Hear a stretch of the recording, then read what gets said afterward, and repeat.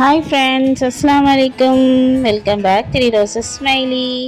இன்றைக்கி நம்ம வீட்டில் என்ன ரெசிபி பார்க்க போகிறோம்னாக்கா, இன்றைக்கி நம்ம வந்து சூப்பராக டேஸ்ட்டான ஒரு வத்த குழம்பு தாங்க செய்ய போகிறோம். இது வந்து கல்யாண வீட்டு டேஸ்ட்லேயே இருக்கும், அந்த அளவுக்கு சூப்பராக டேஸ்ட்டாக இருக்கும். இந்த குழம்பு செஞ்சு வச்சுக்கிட்டேனாக்கா நம்ம 2 நாள் ஆகுனாலும் வீணாக போகாது, அந்த அளவுக்கு சூப்பர் டேஸ்ட்டாக இருக்கும். நீங்களும் செஞ்சு பாருங்கள். ஒரே நாள் கூட பத்தாதுங்க, இந்த குழம்பு உடனே காலி ஆகிடுங்க. நீங்கள் ட்ரை பண்ணி பாருங்கள். வீடியோக்குள்ளே போகலாம். வீடியோக்குள்ளே போகிறதுக்கு முன்னாடி நம்ம சேனல் ஃபஸ்ட் டைம் பார்க்குறாங்க, சப்ஸ்கிரைப் பண்ணிங்க ப்ளீஸ். Subscribe my channel. இதுக்கு நான் ஒரு எலுமிச்சம்பழம் சைஸ் அளவுக்கு புளி எடுத்துருக்கிறேன். அதை வந்து கழுவிட்டு ஊற வச்சு எடுத்துக்கலாம். ஒரு பக்கம் ஊறட்டும். நான் அடுப்பில் வந்து ஒரு மண் சட்டி தான் வச்சுருக்கிறேன். இப்போ அடுப்பில் கொஞ்சமாக 1 ஸ்பூன் அளவுக்கு வெந்தயம், 1 ஸ்பூன் அளவுக்கு சீரகம், 1 ஸ்பூன் அளவுக்கு கடுகு, 1 ஸ்பூன் அளவுக்கு பெருஞ்சீரகம் சேர்த்துருக்கிறேன். சோம்பு, 1 ஸ்பூன் அளவுக்கு மிளகு சேர்த்துக்கலாம். 1 ஸ்பூன் அளவுக்கு கடலப்பருப்பும், 1 ஸ்பூன் அளவுக்கு முழு மல்லி சேர்த்துருக்கிறேன். முழு மல்லியை வந்து 1.5 ஸ்பூன் அளவுக்கு சேர்த்துக்கோங்க. நீங்கள் வந்து செய்கிறதுக்கு ஏற்ற மாதிரி சேர்த்துக்கோங்க. நான் வந்து காரத்துக்கு ஒரு 3 மிளகாய் தான் சேர்த்துருக்கிறேன். நான் வந்து இது கூட கூட்டு மிளகாய் தூள் சேர்ப்பேன், அதனால் வந்து நான் கம்மியாக மிளகாய் சேர்த்துருக்கிறேன். நீங்கள் அதை சேர்க்கலைன்னா கூட மிளகாய் காரத்துக்கு ஏற்ற மாதிரி சேர்த்துக்கோங்க. ஒரு பாதி மூடி தேங்காவை இந்த மாதிரி கட் பண்ணிவிட்டு அதையும் சேர்த்துருக்குறேன். சேர்த்து நல்லா 1 ஸ்பூன் அளவுக்கு நல்லெண்ணெயை ஊற்றி இந்த மாதிரி நல்லா வதக்கி எடுத்துக்கலாம். கலர்லாம் மாற வேண்டாம், லைட்டாக வறுத்தா போதும். இப்போது ஒரு பாதி ஸ்பூன் அளவுக்கு நான் வந்து பொட்டுக்கடலை சேர்த்துருக்குறேன். ஒரு கைப்பிடி அளவுக்கு நான் வந்து முந்திரி சேர்த்துருக்குறேன். இது சேர்த்து நல்லா ஒரு தடவை வந்து வதக்கி விட்டுக்கோங்க. எதுக்கு இதுக்கு சேர்க்கிறோன்னாக்கா, ஆனால் வந்து கொஞ்சம் கெட்டி கொடுக்கும், டேஸ்ட்டும் கொடுக்கும், அதனால் நான் சேர்த்துருக்கிறேன். நீங்கள் கொஞ்சமாக சேர்த்துக்குங்க. அவ்வளோதாங்க. ஒரு தடவை நல்லா மிக்ஸ் பண்ணி விட்டுலாம். நல்லா வறுத்து எடுத்தாச்சு. நம்ம இதை வந்து ஆற வச்சிடலாம். ஒரு பிளேட்டில் மாற்றிக்கிறேன். இப்போ புளி ஊற வச்ச புளியை நல்லா வடிகட்டி கரைச்சி எடுத்துக்கிறேன். இந்த மாதிரி கரைச்சி எடுத்தாச்சு. வடிகட்டி எடுத்துக்கோங்க. நம்ம அரைச்சி வச்ச மசாலாவை நம்ம ஆறினதுக்கப்புறம் அரைச்சி நான் அந்த புளி கூட சேர்த்துக்கிறேன். சேர்த்து நல்லா மிக்ஸ் பண்ணி விட்டுக்கலாம்.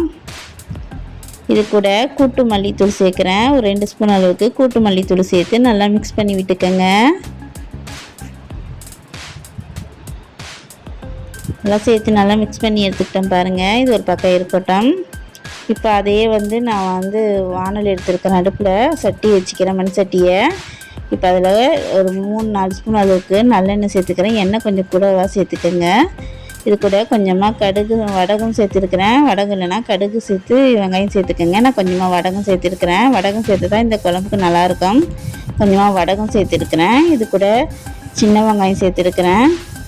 சேர்த்து நல்லா வதக்கி விட்டுக்கோங்க.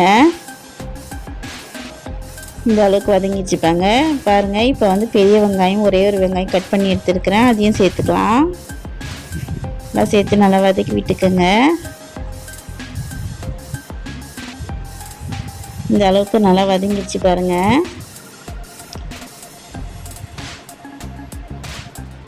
இப்போ இடித்து வச்ச ஒரு பூண்டை இடித்து வச்சுருக்கிறேன், அதையும் சேர்த்துக்கலாம். 2 தக்காளி கட் பண்ணி வச்சுருக்கிறேன், அதையும் சேர்த்துக்கலாம். நல்லா வதக்கி விட்டுக்குங்க. கொஞ்சம் பச்சை வாசனை போகிற இருக்கு, நல்லா வதக்கி எடுத்துக்கலாம். இப்போ இது கூட கருவேப்பிலை சேர்த்துக்கிறேன். 2 கொத்து கருவேப்பிலை உருவிட்டு சேர்த்துக்கிறேன். கொஞ்சமாக பெருங்காயத்தூள் சேர்த்துக்கலாம். மஞ்சத்தூள் ஒரு 1/2 ஸ்பூன் அளவுக்கு சேர்த்துக்கோங்க. மிளகாய்த்தூள் வேணும்னா சேர்த்துக்கோங்க, ஆப்ஷனல் தான். காரம் அந்த மாதிரி வேணும்னா கொஞ்சமாக சேர்த்துக்கலாம். அவ்வளோதாங்க, வதக்கி விட்டுக்கலாம். தேவையான அளவுக்கு கொஞ்சமாக உப்பு சேர்த்துக்கிறேன். தேவைக்கேற்ப சேர்த்துக்கோங்க. சேர்த்து நல்லா வதக்கி விட்டுக்கோங்க. இப்போ நான் வந்து 2 கத்திரிக்காவை இந்த மாதிரி நீட்டு வாக்கில் கட் பண்ணி வச்சுருக்கிறேன். உங்கள்கிட்ட பொடி கத்திரிக்காய் இருந்தாக்கா நீங்கள் அப்படியே காம்பை மட்டும் வந்து இது பண்ணிவிட்டு அப்படியே சேர்த்துக்கோங்க. நீங்கள் கட் பண்ணிவிட்டு, என்கிட்ட வந்து சின்ன கத்திரிக்காய் இல்லை, நான் வீட்டில் இருக்கிற பொருளை வச்சு தான் செஞ்சேன். பெரிய கத்திரிக்காய் இருக்கிறதுனால நீட்டாக கட் பண்ணிவிட்டு சேர்த்துக்கிறேன். நீங்கள் பொடி கத்திரிக்காய் சேர்த்தாலும் நல்லா தான் இருக்கும், இந்த கத்திரிக்காயும் நல்லா தான் இருக்கும். நம்ம இப்போ அரைச்சி வச்ச மசாலாவை சேர்த்துக்கலாம். புளி கூட சேர்த்து மிக்ஸ் பண்ணி வச்சுருந்தோம்ல, கூட்டு குழம்பு தூள்லாம் சேர்த்து அதை சேர்த்து இப்போ மிக்ஸ் பண்ணி விட்டுக்கோங்க. கொஞ்சமாக தண்ணி சேர்த்துக்கோங்க, கெட்டியாக இருந்தனாக்கா. சேர்த்து நான் கொதிக்க விட்டு ஆணம் சுண்டி வர வரைக்கும் கொதிக்க வச்சு எடுத்துக்கிட்டேன். பாருங்கள், ஆணம் நல்லா சுண்டி எண்ணெய் பிரிஞ்சு வந்துடுச்சு பாருங்கள்.